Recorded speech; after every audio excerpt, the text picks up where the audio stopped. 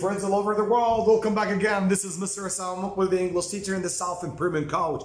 I miss you a lot, wholeheartedly in fact. I know that you are so eager today to get to know the last step of the writing process, which is publishing. I don't want actually to complicate the term to you. Simply, publishing means when you share what you write with others. So before you show what you write to others, you have to make sure that you have gone through the first 4 steps we have studied together in detail recently. So that's time it's very indispensable and very crucial to remind you of the first 4 steps of writing.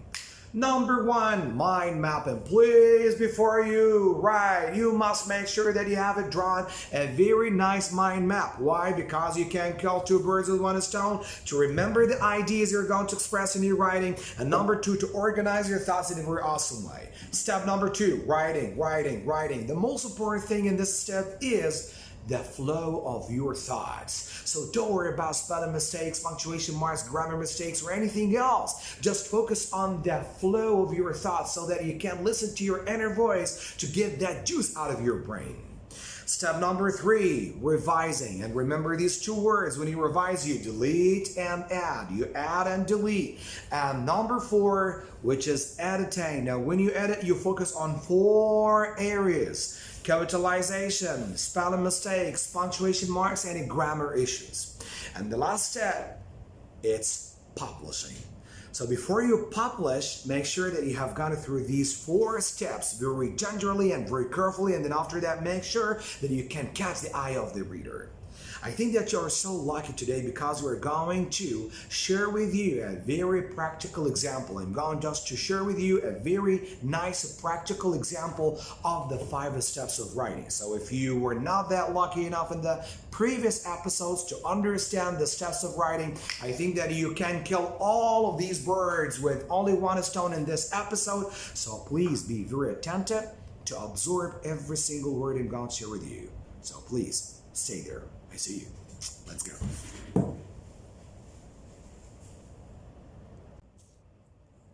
Okay, my dear friends, as you see, step number 1, mind mapping. When you draw a mind map, you start with the big title in the middle, and then after that, you draw 3 arrows just to write the reasons or the ideas around the big title. So the topic is, who is your best friend and why do you think that this person is your closest friend ever? If you remember this mind map, actually, I think that I shared it with you at first. We have knowledgeable. He is knowledgeable. You can just write a simple reason. Why do you think that he is knowledgeable? The answer, he provides me with awesome information from time to time. Don't write a lot of details in the mind map because you don't have time for that. The second one, humorous. Now, what does it mean a humorous? The one who is very fun or very funny. The one who makes people laugh and tells a lot of jokes. So why do you think that he's a humorous? He makes me laugh and feel good when he tells me jokes.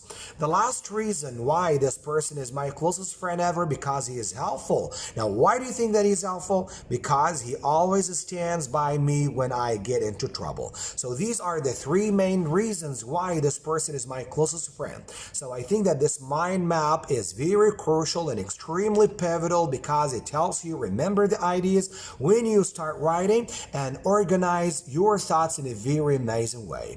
Now it's time to go to step number 2. Okay, my dear friends, now the second step, which is writing. In this step, if you remember, it's not necessarily to focus on any spelling mistakes or punctuation marks or grammar areas. Just focus, please, on the flow of your thoughts. Just keep writing until you finish everything. Now here, although life is very challenging and it deals us tough blows from time to time, it grants a lot of wonderful gifts that sweeten our life. You can notice, my dear friends, here in the first few lines, I didn't mention the main idea of my topic or my paragraph. I just mentioned general ideas about life, because after that I'm preparing the reader's mind for the thesis statement. And I want you please to remember this expression very well, because we're going to use it a lot in the future. Now, one of these awesome gifts is to have a close friend. Actually, my closest friend ever is Sammy. So this is that topic sentence or the main idea of the whole paragraph. You can notice that I didn't start my paragraph with it because it will be very superficial and boring. So please try just to start with some general startling ideas. Then after that, gradually, step by step, all the way down until you reach out the thesis statement or that topic sentence of the whole paragraph. Now, I'm going just to mention the reasons. Now, first of all, he is a humorist and makes me laugh. You can notice there are a lot of mistakes, a lot of spelling mistakes, grammar mistakes, punctuation marks. Don't worry about that. Just keep writing. Second of all, he is helpful. He always stands by me. Last but not least, and I think that I told you about these introductory phrases, first of all, second of all, last but not least, these transitions are very important because they help you move easily from idea to idea. Last but not least, he is knowledgeable, he reads regularly, and he provides me with good information from time to time. Now, the last thing here, you can just end your paragraph with, your general feelings about your friend. I do feel happy each time I keep in touch with him. He is a great person full of good manners. So, this is the first draft. We call it the first draft. So this is the first picture of our writing. Then after we finish this step, we go directly to the third step, which is, third and fourth step, which is revising, and then after that, editing. So stay with us. My dear friends, I want you to be professional when you edit and revise your paragraphs or essays or articles. Why? Because you know that this way will help you greatly and tremendously edit and revise your paragraphs and your writings in general in a very awesome way. I think that everybody knows the map. You know that when you read a map, you will see some keys, drawn maybe in a box at the top or at the bottom of the map. And these keys help you understand the map very well. Likewise here, I want you just to draw these symbols, and you can use your own symbols, it's up to you. But these are the symbols I have drawn and I'm going to use when I edit and revise my paragraph. Now here the cloud stands for punctuation marks, and I think that everybody knows the punctuation marks, the semicolon, the comma, the period, the exclamation mark, and finally the question mark. So these are the punctuation marks one more time: the comma, the semicolon, the period, the exclamation mark, and finally the question mark. These horizontal lines for spelling mistakes, the star for capitalization, the parentheses for revising, and finally the circle for grammar mistakes. Now, I call these the keys of editing and revising. I think that it's very nice to have something like that so that you can be neater and more professional when you revise and edit. Now, it's time to revise and edit together more practically. Let's get started. Step number 3 and 4, revising and editing. The first thing, as you see here, you have to leave the indent or the two-finger space so that you can make a difference between the first line and the rest of the lines in your paragraph. Although life is very challenging and it deals us tough blows from time to time, it grants, here you have to add us. It grants us, it's better, it grants us a lot of wonderful gifts that sweeten our life. One of these awesome gifts is to have a close friend. You can observe that there is a period missing here, so there is a cloud that shows that there is a punctuation mark missing in this place. Actually, my closest friend ever is Sammy because of different reasons. First of all, you can notice that there is a comma missing here because after the introductory phrases such as first of all, second of all, last but not least, and other words such as definitely, finally, eventually, you have to use commas after them. So first of all, comma, he is a humorous. You can notice that a humorous here is misspelled. Now, there is a U letter missing after O, so the correct spelling is Humorous.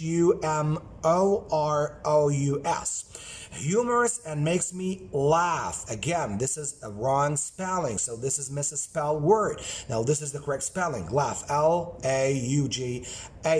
Second of all, again, another comma missing here. He is helpful. He is helpful. He always stands by me. I think that everybody still remembers the run on. Run on. You remember the run on. Now, I think that this is a run on. Now, what is the run on? Two simple sentences or two complete thoughts joined together without using anything in the middle. He is helpful. Complete sentence. He always stands by me. Another complete thought. And there is nothing in the middle. How can you make it correct? It's very simple. You can use a semicolon or you can use a comma plus a conjunction. Last but not least, he is knowledgeable. Again, there is an E missing here. You have to add it. And after that, we have, just to keep reading, he reads regularly and he provides me with good information. So you can, replace it with rich information, invaluable information, priceless information, great information, because I know that we don't want to use good all the time. I do feel happy. You can use the word ecstatic. It's very strong. Or elated or glad. Each time I keep in touch with him, again, there is another run on here. So you have to use, for example, a semicolon or a comma plus conjunction to correct this error. He is a great person full of good manners. Again, you can use great or outstanding instead of good. Now, after that second draft we have shown to you, now it's time just to show you the last draft, okay? The final one. Now look how beautiful the last draft is. And I told you that you can't reach out this level if you don't go through the first 3 or 4 steps of writing. So before you publish this or share this with others, you must make sure that you have followed every single instruction I have shared with you to the letter, so that you make sure that your writing is good enough to get shared with others. At first, as you see, there is an indent in the very beginning of the paragraph, and you have to remember that there are 3 parts: introduction, body, paragraph, and finally the conclusion. Introduction, body, paragraph, and finally the conclusion. Although life is very challenging and it deals us tough blows from time to time, it grants us a lot of wonderful gifts that sweeten our life. One of these awesome gifts is to have a close friend.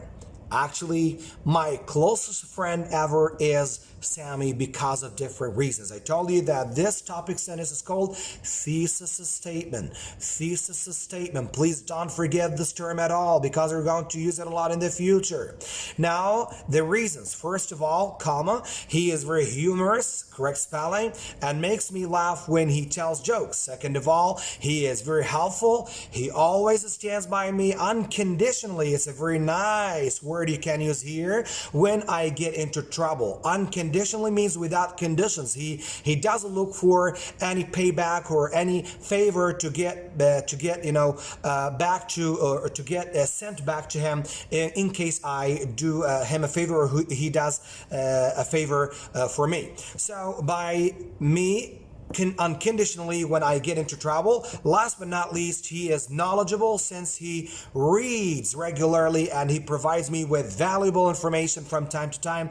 And the last thing here, you can call the conclusion or the ending of the paragraph. I do feel happy, or you can say ecstatic, each time I keep in touch with Sam because he is such a great person full of outstanding manners. As you see, everything is awesomely written. You know, the introduction, the body paragraph, and then the conclusion. But you know, all of them are written in one paragraph. But in the upcoming episodes, I'm going to share with you how to write a very good essay out of 3 paragraphs, and how to divide this paragraph into 3 simple paragraphs to write a very nice, effective 3-paragraph essay.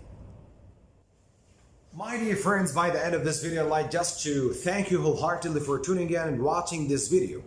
And now I think that you are ready enough to know how to write a very effective paragraph. And then I'm going to share with you in the other episodes how to write an essay out of 3 paragraphs, and then after that, how to write a very good and effective essay out of 5 paragraphs.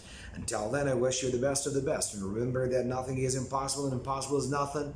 You're great enough, wonderful enough, knowledgeable enough, and well-educated enough just to make any dreams come true. I wish you a very great and awesome weekend full of love, enthusiasm, determination, and all kinds of ecstasy. See you next time. Have a nice weekend. Bye-bye.